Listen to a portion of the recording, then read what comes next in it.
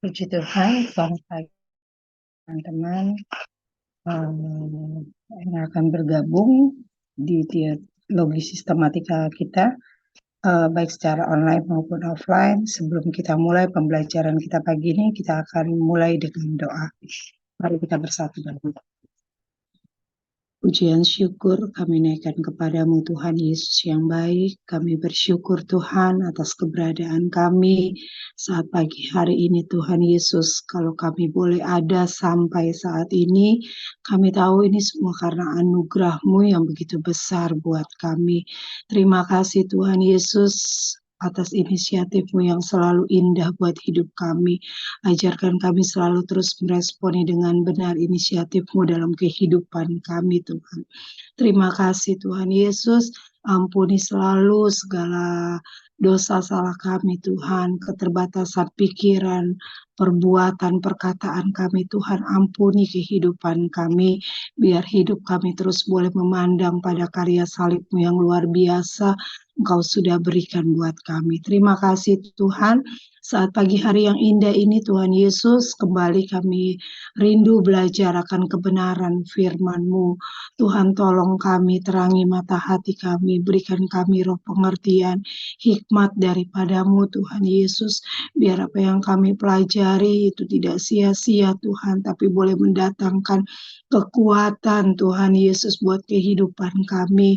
Kami percaya Tuhan Kau saja yang mampukan kami terus boleh menghidupi kebenaran firman-Mu setiap kami dengar, apa yang kami baca Tuhan. Terlebih saat pagi hari ini kami menyerahkan hamba-Mu, pakai terus menjadi alat-Mu Tuhan untuk memaparkan kebenaran firman-Mu. Biar apa yang diperkatakan itu semua daripada-Mu Tuhan Yesus. Terpuji-pujilah Engkau Tuhan, biar hanya nama-Mu saja dipermuliakan. Kami berdoa buat teman-teman kami, biar Engkau terus berikan kami kerinduan yang sama, semangat yang sama, untuk terus belajar firman-Mu, baik teman-teman online, baik teman-teman offline Tuhan, biar kami sama-sama boleh diberkati melalui pembelajaran pagi ini. Kami bersyukur dan bersyukur, kami peralaskan doa kami hanya dalam nama Tuhan Yesus Kristus. Haleluya, amin.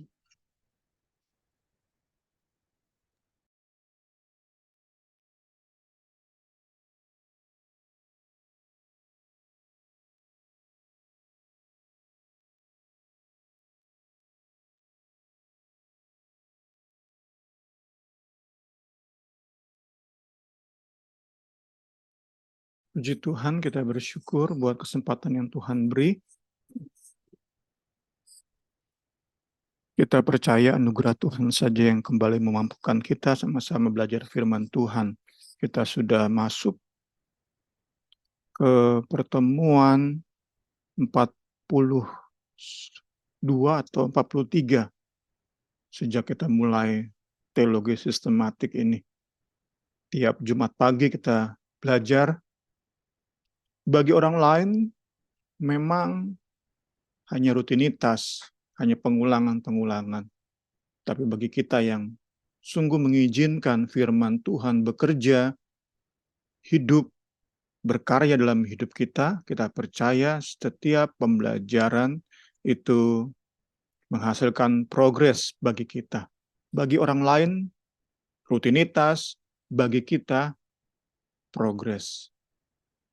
Keindahan demi keindahan dari Tuhan, pengalaman demi pengalaman yang luar biasa bersama firman-Nya, itu menjadi pengalaman kita.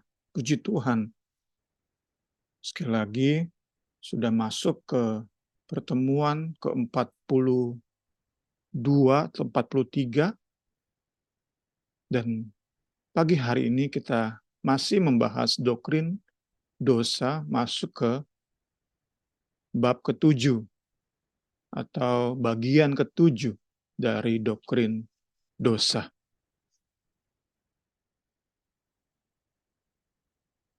Kita punya tujuan untuk memahami bahwa dosa dalam segala bentuknya itu memutus dan menjauhkan kita dari hadirat Allah. Allah di surga, tentu kita dalam keberdosaan kita nggak mungkin masuk ke dalam surga. Sedangkan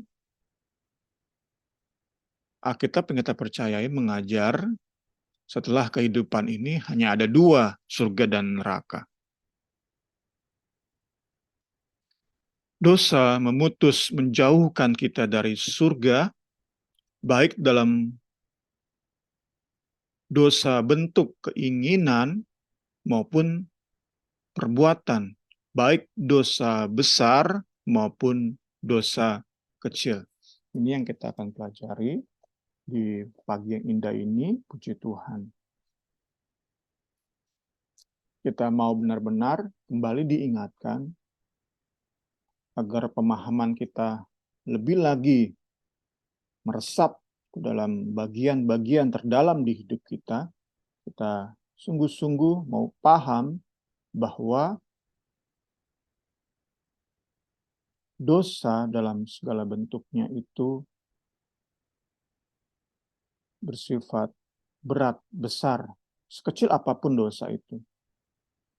Sekecil apapun keinginan dosa itu merupakan sesuatu yang berat bagi kekudusan Allah, besar bagi kekudusan Allah, menempatkan kita semua pantas dimurkainya. Karena itu, sekecil apapun keinginan dosa kita, belum kita buahi dalam perbuatan. Sekecil apapun keinginan bahkan dosa kita itu membuat kita orang-orang yang butuh juru selamat.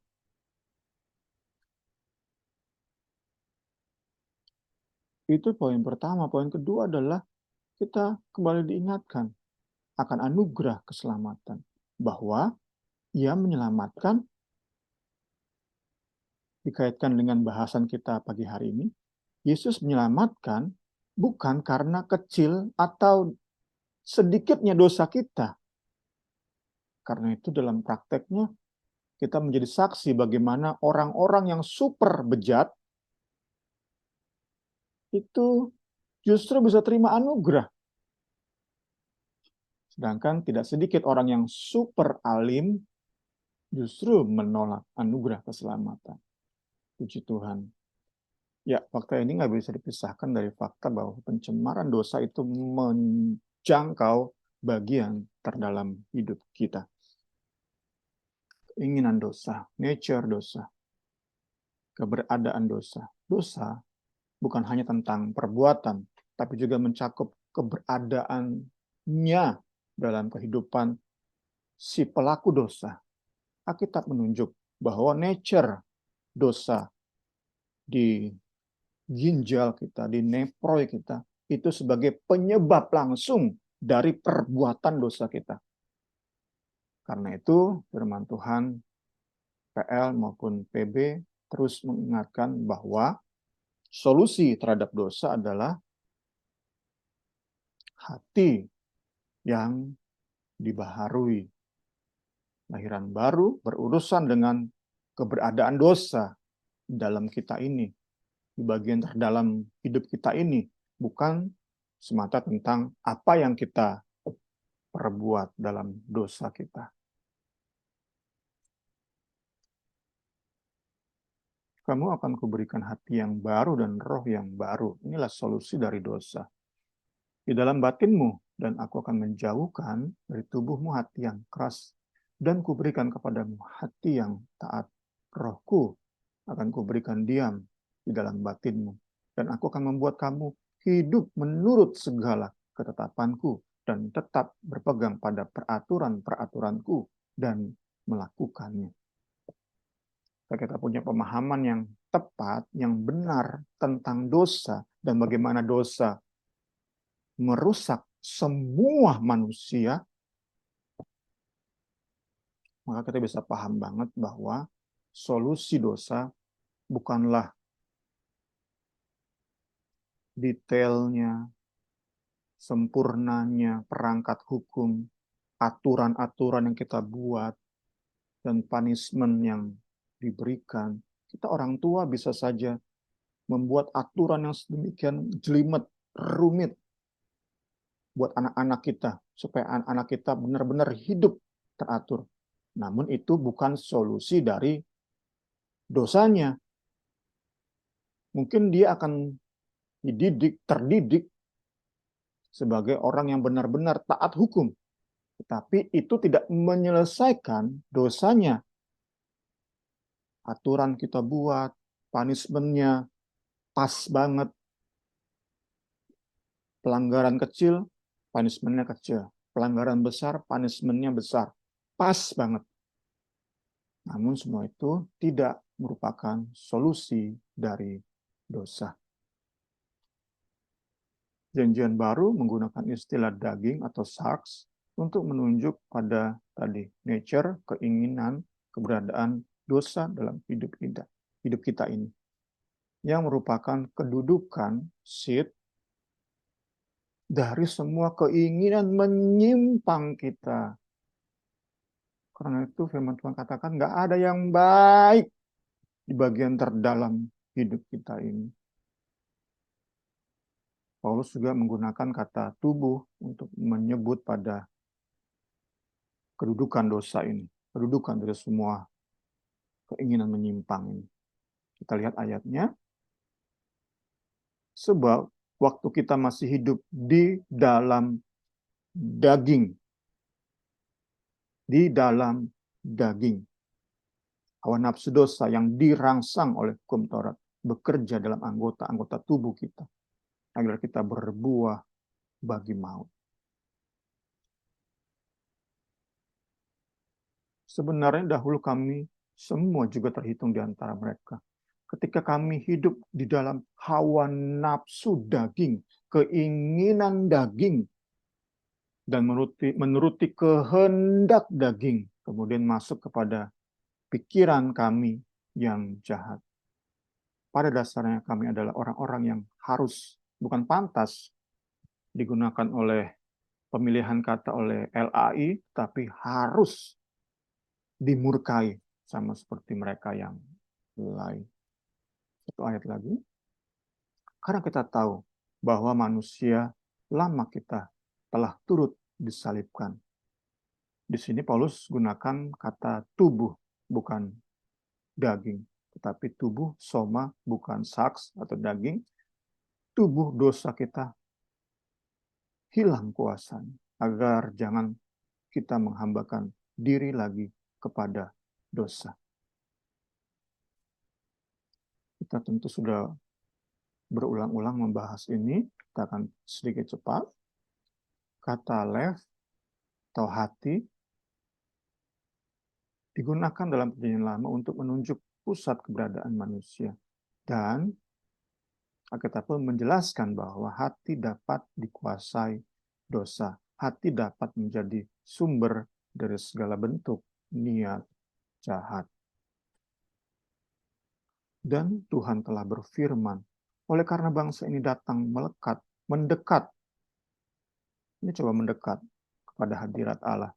Dengan mulutnya dan memuliakan aku dengan bibirnya. Padahal hatinya menjauh daripadaku dan ibadahnya kepadaku hanyalah perintah manusia yang dihafalkan.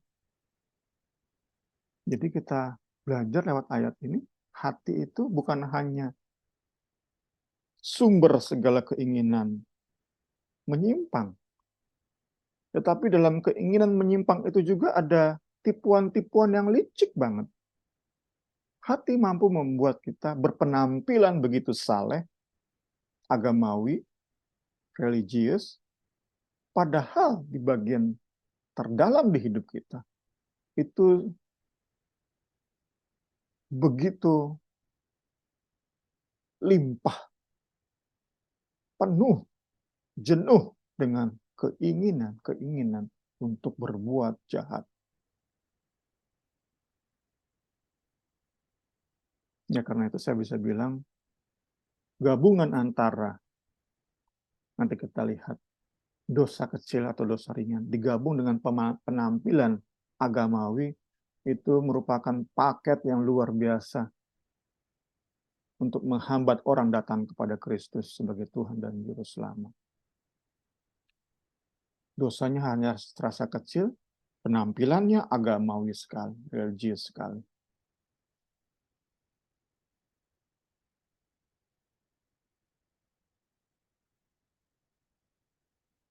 Kemudian kita lihat perjanjian baru. Perjanjian baru juga menggunakan kata hati, tapi tentu dalam bahasa Yunani, Greka, yaitu kardia, untuk maksud yang sama. Jadi ada kesinambungan antara perjanjian lama, penulis perjanjian lama dengan penulis perjanjian baru. Kembali kita diingatkan tentang menyatunya Alkitab kita. Padahal dipisahkan 1500 tahun, tetapi begitu menyatu. Bahkan tentang bahasan dosa, begitu menyatu. Sama. Perjanjian baru pun menggunakan kata hati untuk menunjuk pada pusat hidup manusia yang dapat menjadi sumber segala keinginan jahat. Yang kemudian kita sudah lihat tadi mengalir ke pikiran dan menghasilkan perbuatan jahat. Kita kembali lihat sumber-sumber ayat kita. Oleh sebab itu Allah membiarkan mereka dikuasai oleh keinginan hati mereka untuk berbuat jahat. Kita dapati kata hati, sehingga mereka melakukan hal-hal yang kotor terhadap sama sendiri. Demikianlah ketika mereka menjauhkan diri dari Allah dan bahkan tidak mau mengakuinya, Allah membiarkan mereka melakukan apa saja yang terlintas dalam pikiran mereka yang jahat itu. Ini sudah masuk ke pikiran, dari hati masuk kepada pikiran. Kemudian kita lihat bahwa dosa itu berlawanan dengan roh. Keinginan dosa secara ekstrim itu melakukan penentangan terhadap keinginan roh. Kita bisa bayangkan dalam sebuah rapat, setiap ide yang disampaikan, arahan disampaikan oleh roh, itu selalu oleh dosa ditentang. Kalau kita bayangkan dalam sebuah rapat. Nggak pernah ada benernya pendapat roh. Itulah dosa. Dan kita menghadapi kenyataan, dan Alkitab tegaskan, Alkitab singkapkan kenyataan tersebut, bahwa manusia tak seorang pun bisa mengontrol keinginan tersebut. Mungkin tadi, dalam perangkat hukum yang luar biasa sempurna, seseorang bisa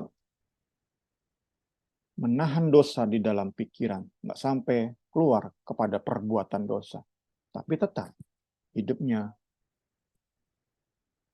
cemar, najis oleh dosa. Nggak mungkin bersatu dengan Allah.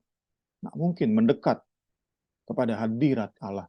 Meskipun tadi, mungkin dia nggak berbuat dosa, tetapi tetap saja hidupnya kuasai oleh dosa.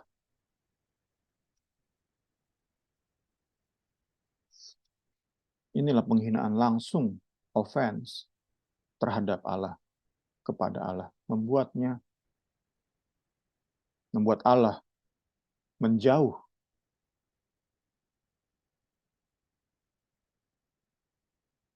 Dan pada akhirnya, saat ia masih terus menyatakan anugerah, tetapi seseorang yang berdosa terus menolak, pada akhirnya kita sering baca, Allah membiarkan seseorang itu tenggelam dalam dosanya. Saya pribadi yakini, orang tersebut pada prinsipnya sudah masuk neraka. Meskipun belum mati, belum diceburkan ke api neraka, tetapi saat Allah sudah habis kesabaran, membiarkan, benar-benar sudah jaga jarak, maka orang tersebut pada hakikatnya sudah masuk neraka. Kita lihat ayat tentang keinginan roh dan keinginan daging. Sebab keinginan daging berlawanan dengan keinginan roh, dan keinginan roh berlawanan dengan keinginan daging. Karena keduanya bertentangan, kontra terus. Sehingga kamu setiap kali tidak melakukan apa yang kamu kehendaki. Nurani kita ingin berbuat baik, tetapi ternyata keinginan daging memaksa kita hidup dalam dosa, berpikiran dosa, dan bahkan berbuahkan dosa. Ini penegasan bahwa daging kita nggak mungkin mendapat bagian dalam kerajaan Allah. Sekali lagi tegaskan, dosa apapun bentuknya, bahkan keinginan yang sekecil apapun. Kita bisa bayangkan virus yang sekarang membuat banyak orang masuk rumah sakit. Kecil banget, hanya oleh mikroskop yang sangat-sangat besar pembesarannya, tinggi pembesarannya. Bisa melihat virus tersebut. Tetap, sekecil apapun keinginan dosa kita, itu membuat kita putus, jauh dari kerajaan Allah. Oke, kita masuk ke buah dosa. Buah dosa kerap kali merupakan pertemuan antara keinginan dan temptation atau godaan dari luar. Terjadi pembuahan dan lahirlah dosa. Yang kemudian bertemu, melahirkan dosa-dosa lain. Kemampuan dosa yang paling mengerikan adalah perkembangbiakan yang lajunya jauh melampaui sel kanker.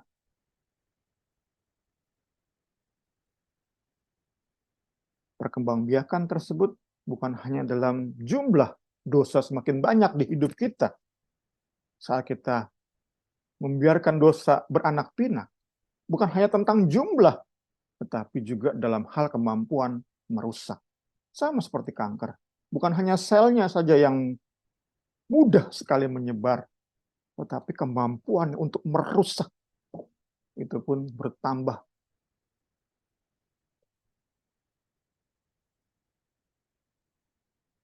Itulah dosa. Itulah dosa. Yakobus mencatat, tapi tiap-tiap orang dicobai oleh keinginannya sendiri, karena ia diseret dan dipikat olehnya. Dan apabila keinginan itu telah dibuai, ia melahirkan dosa. Dan apabila dosa itu sudah matang, ia melahirkan maut. Contohnya, iri hati Kain itu melahirkan pembunuhan terhadap adiknya sendiri. Kemudian, nafsu seks Daud yang ia lepas, nggak ia kontrol, itu melahirkan perzinahan, pembunuhan, dan tentu ganjaran-ganjaran yang mengerikan. Kemudian dalam kitab Roma kita sering belajar bahwa saat Allah menyatakan pewahyuan umum lewat alam semesta, lewat nurani, lewat sejarah kemanusiaan, kita pernah belajar tentang anugerah umum ini. Penolakan terhadap anugerah umum itu menghasilkan dosa-dosa yang ampun-ampun parahnya. Kitab Roma jelaskan. Dan berakhir pada penghujatan. Bukan hanya menjauh, dijaga jarak oleh Tuhan, tetapi kita sudah sampai tahap Tuhan pantas dikutuk, Tuhan pantas mati. Dari penolakan pewahyuan umum, berakhir di penghujatan total terhadap Allah. Penghujatan dengan bulat hati, sebulat-bulatnya. Aku mengatakan Tuhan pasti mati. Tuhan pantas terkutuk. Diawali sekali lagi dengan pewahyuan umum itu ditolak. Kita belajar dan belajar tentang dosa ini, puji Tuhan. Tentu ini mengajari kita untuk tidak pernah menganggap remeh dosa. Alkitab menunjuk iblis sebagai aktor utama dari perkembangbiakan dosa. Secara konstan ia menipu, menggoda kita untuk kemudian menelan kita. Tapi tentu kita terus diingatkan tak sepenuhnya salah iblis. Karena daging kita, keinginan kita juga berperan di dalam pengembangbiakan dosa.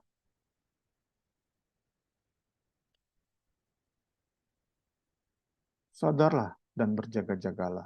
Lawanmu, si iblis, berjalan keliling sama seperti singa yang mengaum-aum dan mencari orang yang dapat ditelannya. Menjadi peringatan bagi kita semua.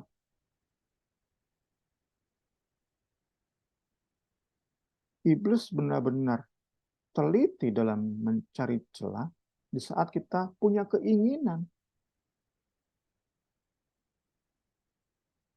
Saat kita timbul keinginan, dia kasih temptation, godaan, tepat banget. Karena itulah kita perlu terus berjaga-jaga. Puji Tuhan, puji Tuhan. Kita perlu terus mengandalkan Roh Kudus dalam berjaga-jaga. Mengandalkan firman dalam berjaga-jaga. Nggak mungkin dengan tadi aturan-aturan, punishment. Mungkin setelah kita, tentu langkah awal adalah kita kembali. Setelah itu kita perlu berjaga-jaga terus. Tentu nasihat ini, nasihat Petrus berikan bukan kepada orang-orang yang belum lahir baru. Nasihat ini untuk kita, orang-orang yang sudah punya Roh Kudus di hidup kita. Kita bisa andalkan Roh Kudus dalam berjaga-jaga. Kita bisa andalkan firman dalam berjaga-jaga. Apakah sempurna? Ya kita tahu bersama. Seringkali ternyata masih kita gagal. Perjuangan kita seumur hidup. Tetapi kita sekali lagi nggak mungkin sampai ke tahap tadi. Orang-orang yang sampai berkata, Tuhan pantas terkutuk. Tuhan pasti mati. Tidak. Puji Tuhan. Kemudian dalam lingkup sosial, kita masih bicara tentang buah dosa. Dalam lingkup sosial, seorang yang berbuat dosa itu akan merangsang orang-orang di sekitarnya untuk juga berbuat dosa. Wow, saat kita benar-benar mendalami tentang dosa, kita bisa lihat diri kita sendiri. Betapa bergantungnya kita akan juru selamat. Betapa bergantungnya kita saat kemudian belajar tentang pengudusan pada firman dalam Roh Kudus. Bergantung banget kita. Nggak mungkin kita bisa dengan kekuatan sendiri. Seorang yang berbuat dosa mempengaruhi baik dengan tindakannya yang merugikan maupun lewat pengaruh atau teladan buruk, pergaulan buruk. Ya tentu orang yang disakiti akan cenderung untuk membalas dengan kejahatan. Itu natural, manusiawi kita. Karena itulah kita belajar untuk tidak menyakiti orang lain. Karena dengan kita menyakiti orang lain, kita seperti mengajak orang lain untuk juga berbuat dosa. Tentu bagi kita yang belajar lewat ayat ini, kita belajar dan belajar supaya saat orang lain jahat kepada kita nggak membalas dengan kejahatan.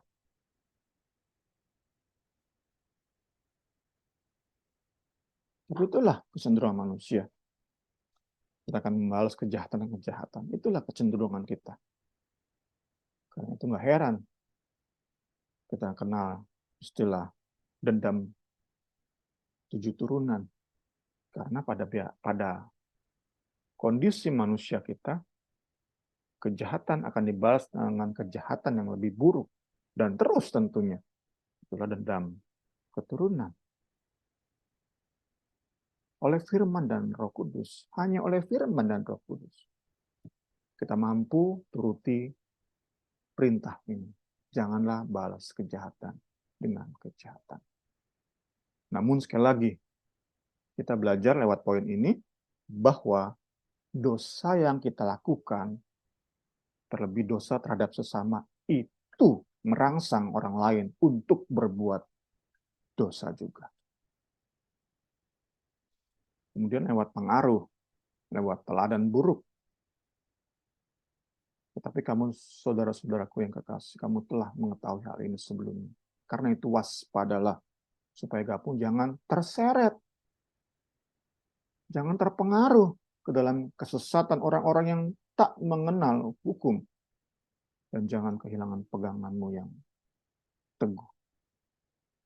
Saat kita menjadi tokoh yang dikagumi banyak orang, dipandang banyak orang, tetapi ternyata hidup berbuat dosa, itu pengaruhnya luar biasa. Membuat banyak orang-orang yang memandang kita jadi permisif terhadap dosa.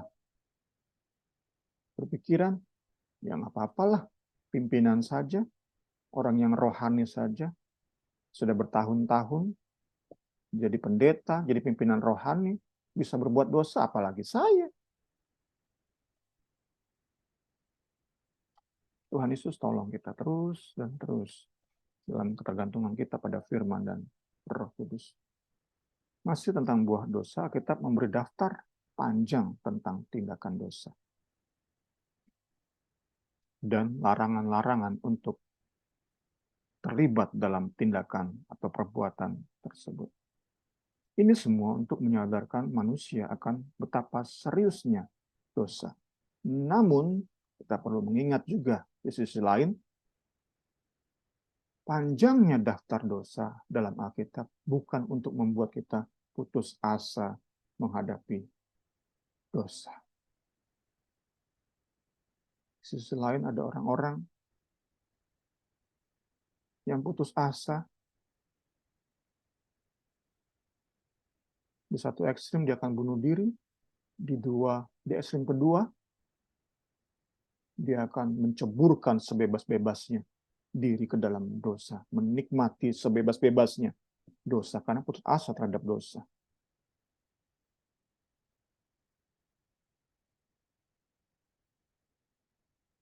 Tentu pembelajaran tentang dosa dimaksudkan untuk menuntun kita kepada juru selamat. Daftar panjang perbuatan dosa bukan juga untuk mengalihkan kita dari masalah yang lebih mendasar tentang dosa, yaitu tadi kita sudah bahas di awal, hati yang dikuasai dosa. Sekali lagi ditegaskan, kita sungguh tak mungkin mereduksi masalah dosa ke dalam solusi serangkaian hukum moral. Kembali diingatkan tadi ke awal, masalah keinginan, nature, keberadaan dosa hanya dapat diselesaikan dengan kelahiran baru, dan penggenapan Yesaya itu hanya ada di dalam Yesus Kristus saat Ia mati di Kalvari, sehingga rohnya bisa masuk dalam hidup kita, memberikan hati yang baru, memberikan keinginan yang baru. Puji Tuhan, kita diskusi dulu sebelum masuk ke derajat dosa sedikit ini. Silakan Ibu Rini.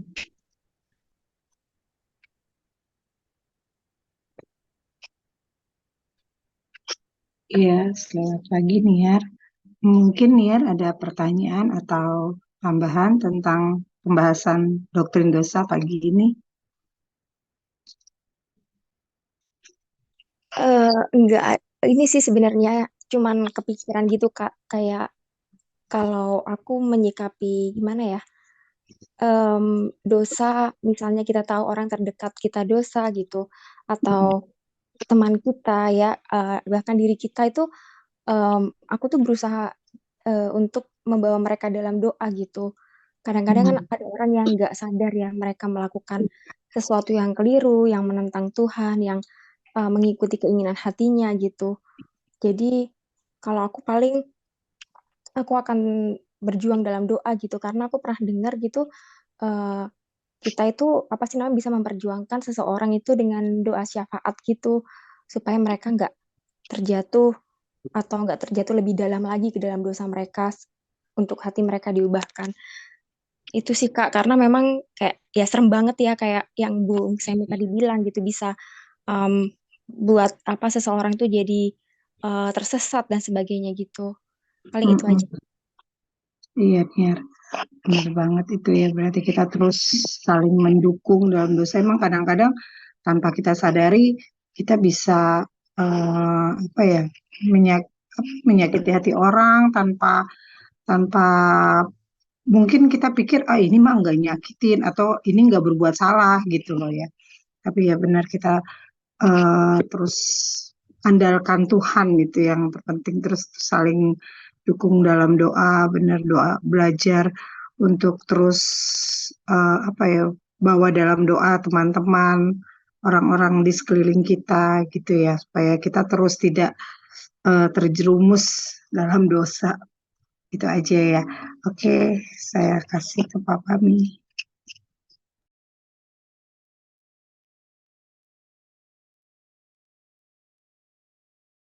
Puji Tuhan, terima kasih.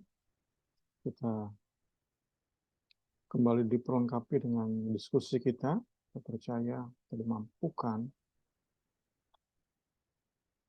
berjuang di dalam doa-doa kita.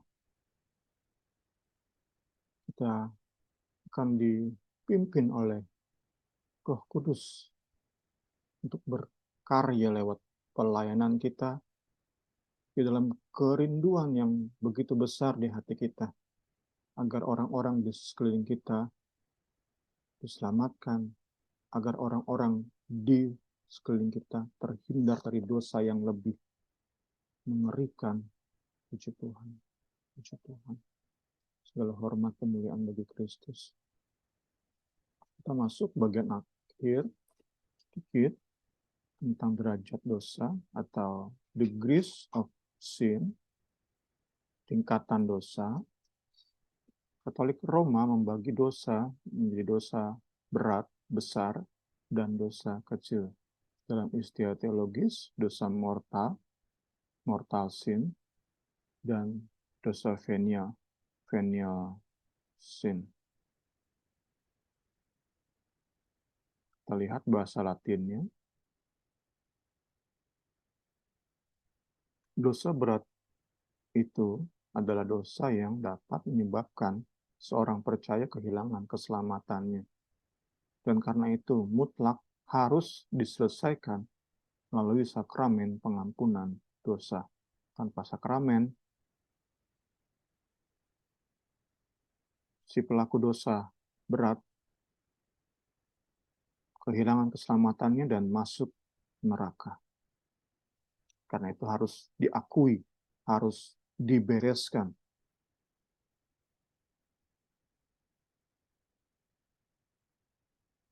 Dosa ringan adalah dosa yang tidak menyebabkan seorang percaya kehilangan keselamatannya. Dosa ini hanya mengotori hidup seorang percaya yang akan dibersihkan di purgatori atau api penyucian. Bisa dilihat lebih lanjut tentang purgatori di Google, banyak sekali sumber-sumber tentang purgatori. Ini doktrin dari saudara kita di Katolik Roma.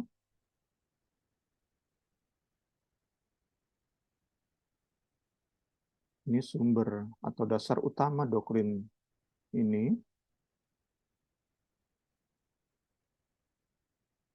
Kalau ada seorang melihat saudaranya berbuat dosa, yaitu dosa yang tidak mendatangkan maut. Venial sin, dosa kecil. Hendaklah ia berdoa kepada Allah dan Dia akan memberikan hidup kepadanya. Yaitu mereka yang berbuat dosa yang tidak mendatangkan maut. Ada dosa yang mendatangkan maut, dosa besar, dosa mortal. Tentang itu tidak kukatakan bahwa ia harus berdoa. Kita menafsirkan aliran Protestan, atau kota karismatik, evangelikal, meyakini bahwa maut di sini itu kematian jasmani, bukan kematian rohani.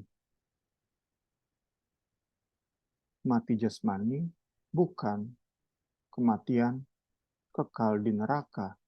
Bukan. Tetapi kematian, sekali lagi, jasmani. Contoh dosa yang mendatangkan maut, kita sudah belajar di bedah buku 1 Korintus, orang itu harus kita serahkan dalam nama Tuhan Yesus kepada iblis, supaya tubuhnya mati,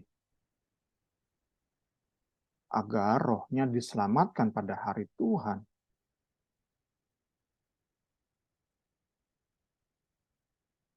Orang percaya tersebut mati secara jasmani, tetapi tidak kehilangan keselamatannya. Ini berkaitan dengan dosa seks. Ada juga nanti kita lihat, kita sudah bahas, di 1 Korintus 11 ayat 30, dosa menyalahgunakan perjamuan kudus, itu pun mendatangkan kematian.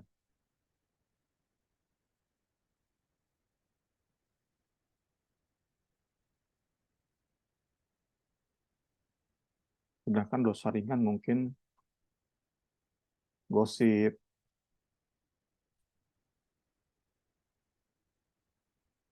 hibah kata Karini, atau sesuai yang gambar thumbnail kita, makan berlebih, udah tahu penyakitan. Kalau saya udah tahu asam urat, tetapi makan yang mengandung asam urat.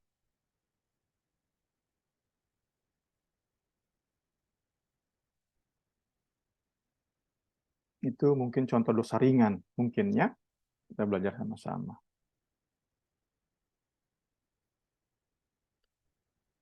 Kita menolak aliran tadi ya, Pentekosta Karismatik, Protestan, Reform, Evangelika, menolak doktrin Katolik Roma.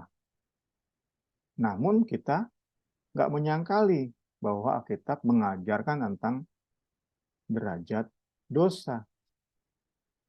Karena memang Alkitab menulis bahwa ada dosa besar, berat, ada dosa kecil, ringan.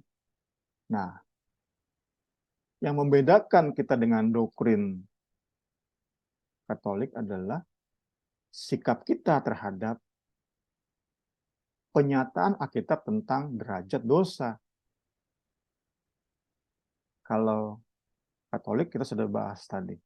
Kalau kita tentu, kita pun sudah diulang-ulang bahwa sekecil apapun dosa, itu berat di hadapan Allah. Solusinya datang kepada Juru Selamat. Terima Yesus sebagai Tuhan dan Juru Selamat. Alami kelahiran baru. Puji Tuhan, puji Tuhan. Semua dosa membawa kepada kematian.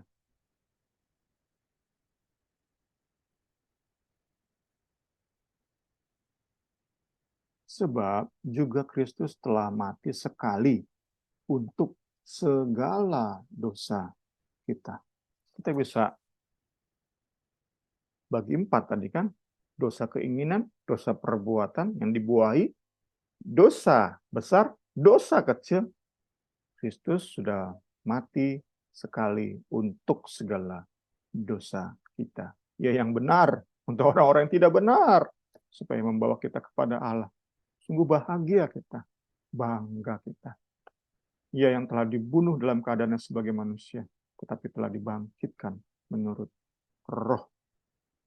Bangga kita. Bersyukur banget kita. Saat merenungkan karya salib. Semakin kita menyadari keberdosaan kita, semakin salib itu berharga banget bagi kita. Puji Tuhan. Alkitab menjelaskan bahwa ada dosa yang dilakukan dengan bulat hati. Ada yang dilakukan dengan divided. Hati yang terbagi. Setengah hati. Ada orang-orang dalam pergumulan amat berat. Akhirnya jatuh dalam dosa.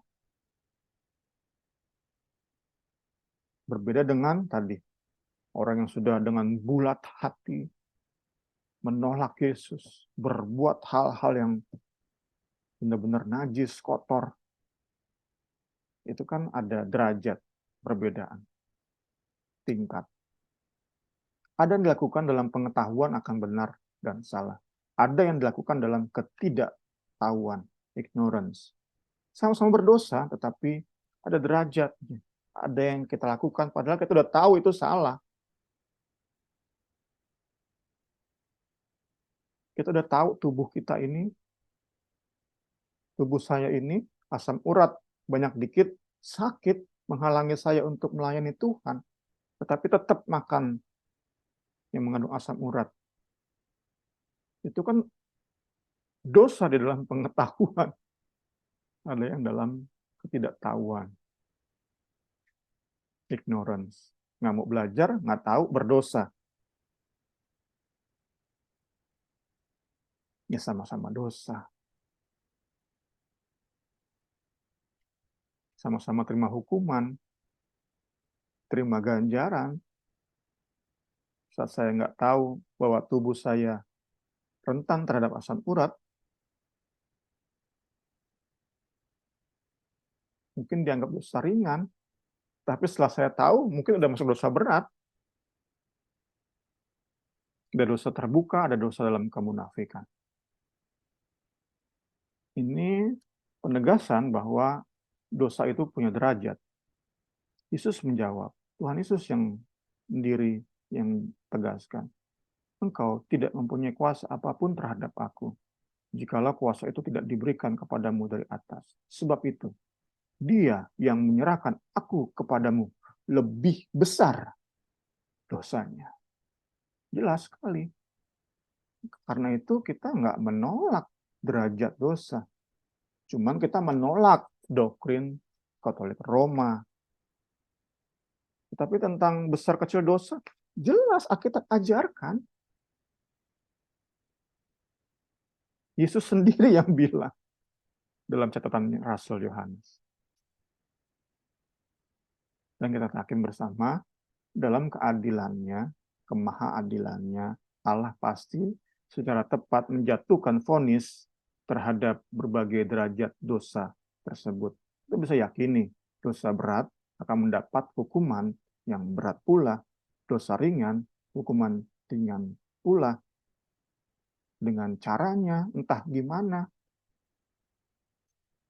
Kalau dulu mungkin kalau saya belum tahu tentang asam urat, hukumannya hanya sebentar sakitnya. Tetapi setelah saya tahu, tapi tetap saya lakukan makan yang mengandung asam urat, lebih lama Allah menghukum saya dalam penyakit asam urat.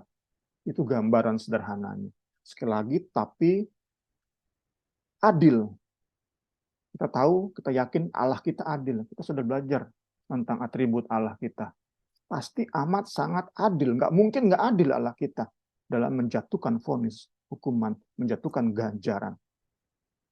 Karena itu kita akan pernah menganggap ringan dosa. Namun tentang keadilan Allahnya dalam menghukum dosa, memberi ganjaran terhadap dosa, jangan sampai mengalihkan fokus kita kepada salib. Menjadi penekanan di seumur hidup kita, bukan tentang dosa kecil, dosa besar. Bukan itu yang kita pikirkan tiap-tiap hari, ini dosa besar atau dosa kecil ya. Bukan itu kekristenan. Kristen adalah pikirkan tiap-tiap hari. Saya nggak pantas diselamatkan. Terlalu banyak dosa saya. Tetapi Yesus selamatkan. Bisa terima anugerah surgawi, perkara-perkara surgawi. Bisa connect dengan hadirat Allah. Diizinkan mendekat dengan Allah Maha Kudus. Itu kan yang harusnya menjadi perenungan kita hari demi hari, saat demi saat, bukan tentang memikirkan ini dosa ringan atau dosa kecil. Tapi sekali lagi, kita amat sangat percaya bahwa Allah kita adil. Dia nggak akan membiarkan dosa tanpa ganjaran. Apalagi yang kita lakukan sebagai orang Kristen, di dalam pengetahuan kita akan kebenaran firman, pasti ada ganjaran. Entah gimana caranya dia mengganjar kita, mendidik kita. Puji Tuhan, puji Tuhan. Kita perlu benar-benar kembali ke tujuan awal kita, sadar penuh akan dosa kita, meski bentuknya dalam keinginan semata, tetapi itu dosa, belum perbuatan. Meskipun itu bagi orang lain, itu dosa yang ringan, tetapi tetap bagi Allah Maha Kudus, itu offense yang luar biasa. Tetapi dalam keberdosaan kita, saat kita masih menjadi musuh Allah, Dia telah mengirim anaknya untuk menebus kita. Segala hormat kemuliaan bagi Kristus. Kita akhiri pembelajaran kita di pagi hari ini. Silakan Ibu Rini.